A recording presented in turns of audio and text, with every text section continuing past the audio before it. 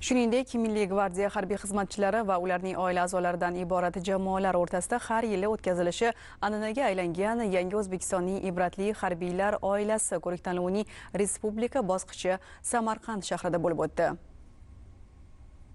Mustahkam oila jamiyat tayanchi konseptual g'oyasi asosida o'tkazilayotgan mazkur ko'rik-tanlovda kamida 10 yillik hayotiy tajribaga ega hududiy tanlov g'oliblari bo'lgan 18 ta oila belgilangan shartlar bo'yicha sinovlardan o'tishdi. Samimiy va do'stona raqobat ruhida kechgan tanlovda harbiy oilalar tanishtiruv, oila mustahkamligi, yurt tinchligi nomli sahna ko'rinishi va milliy xalq o'yinlari, milliy g'urur shiori ostida etnosport kabi bir qator shartlar asosida bellashgan holda o'zlarining ijodiy, jismoniy va madaniy salohiyatlarini namoyon etishdi. Bugungi kunda jamiyatimizning har bir jabhasida ibratli oila ko'rik-tanlovlari o'tkazib borilyapti. Maqsad oilalarimizni bir-biri bilan yanada yaqinlashtirish, ularni bir-biriga yana ham namunalarni ibrat qilish va jamiyatda mana shunday chiroyli ibratli oilalarni ko'payishiga hissa qo'shish va milliyligimizni, oilaviy qadriyatlarimizni, an'analarimizni yana ham yoshlar e'tiboriga ko'rsatishdan iborat.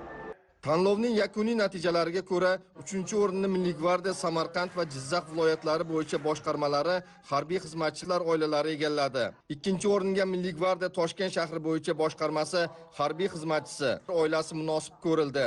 Faxrli 1-o'rinni Milliy gvardiya Navoiy viloyati bo'yicha boshqarmasi harbiy xizmatchisi oilasi bilan qo'lga kiritdi. Mana bugun Yangi O'zbekiston ibratli oila ko'rik-tanlovining Milliy gvardiya respublika bosqichi bo'lib o'tdi. Faxri 1-o'rinni oldik.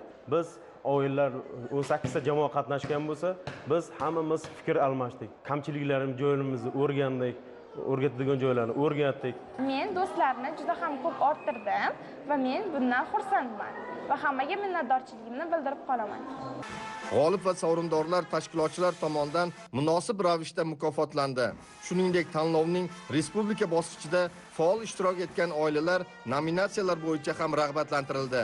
Bundan tashqari tanlovga respublikamizning barcha viloyatlaridan tashrif buyurgan oilalarning madaniy hordiq olishini ta'minlash, tarixiy obidalarimiz bilan tanishtirish maqsadida Samarqandning diqqatga sazovor joylariga sayohatlar ham uyushtirildi. Albatta, bu kabi ezgu tashabbuslar esa ularning farzandlarining qalbiga iliq xotira bo'lib muhrlandi desak, mubolag'a bo'lmaydi.